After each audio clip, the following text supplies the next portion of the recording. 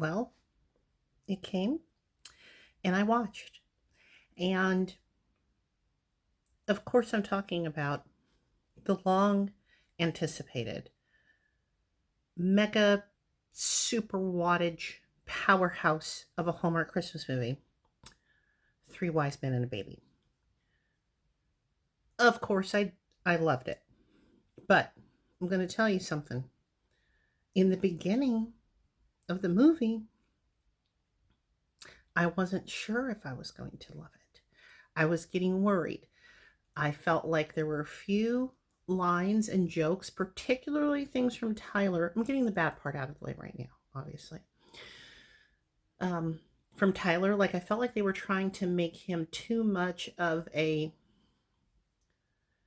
hipster ne'er do well video game designer guy who lives in his mom's basement, which he was that, but like I felt like they were trying, like there were jokes to try to be like, I'm this guy, I'm this character, I'm very sarcastic and very like dark, and I don't do Christmas kind of thing that landed just completely flat for me. And like I'm making my kid watch it because like my kid doesn't watch Hallmark movies, and I'm like, yeah, but like mommy wants you to watch this one. Yeah, my kid's like 16, almost 17, but I will say something like, but do it for mommy. And so I'm like, oh shit, am I making my kid watch this movie? And like, it's going to turn out to be a dud. What is happening? Um, so there was that. And then there was a part where Paul Campbell's character who suffers from anxiety, like I guess, like particularly with regard to like he's a pet therapist and he's in the park and he runs into this guy who like works at an animal shelter. Yes, a pet therapist, by the way. And there was a joke later about that that also landed flat, but that's okay. Um, and he runs into this guy from the pet shelter who's like, hey, can you come do this talk for us or whatever? And like he suffers like this major anxiety attack and he like stops and like takes these pills. Now, as somebody who like has taken meds for like since like 2008 for anxiety that I suffered from since like I don't know the beginning of time. Um, like standard anxiety meds don't work that way. Like, you take them like every day, so they're in your system and stuff.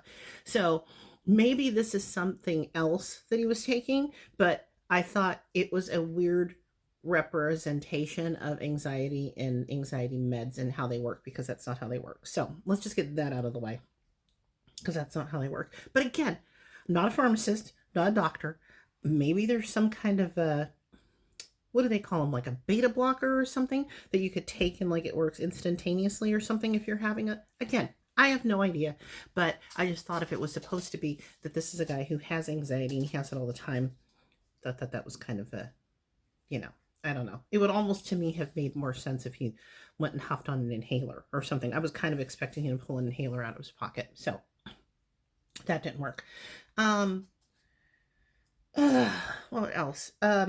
Andrew Walker's character, the way that he comes off in the beginning, well, we start with shirtless Andrew Walker, which I am mad at shirtless Andrew Walker, like never, right?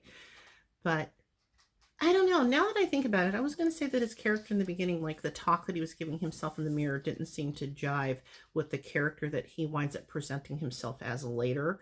Because it seems like he should be very confident and stuff because he of the brothers, like Paul Campbell lives in a house, like an in-law, like behind his mom's house, and Tyler lives in the basement, and Andrew lives there, but he's also building his own house and stuff, and and he's like a firefighter, and like so of the brothers, he's the one who seems to have it the most together. Um, but then I don't know. I'm gonna even stop with that because I don't even know how I'm trying to explain try to explain that one right now. Okay, I think that's it as far as what didn't work for me.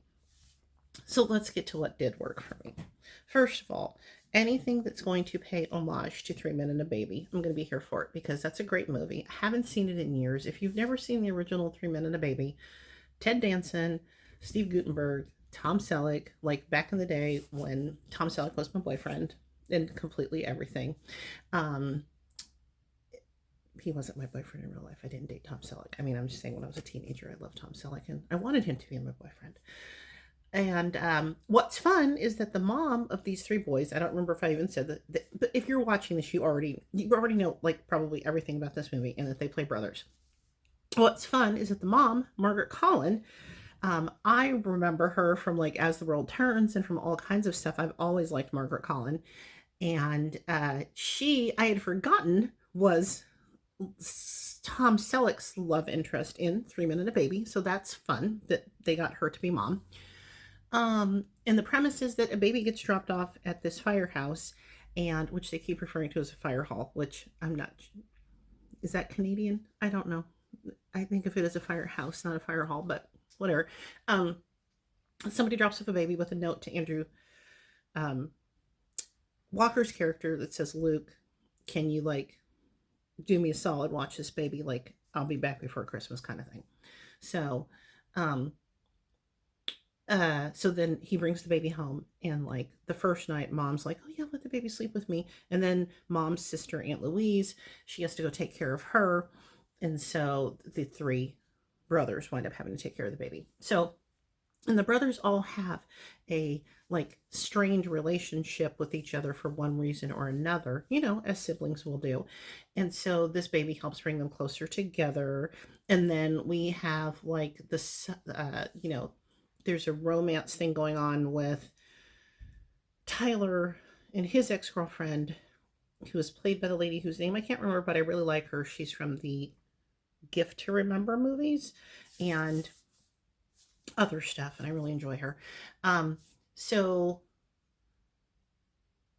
that's his ex, but they have a fun little thing going on. And then one of Paul Campbell's pet therapy clients, who at first seems like she's just going to be in there to be kind of like side character, comes on so strong. Paul Campbell would never like her in a million years kind of character, but then that, it turns out to be a cute little thing.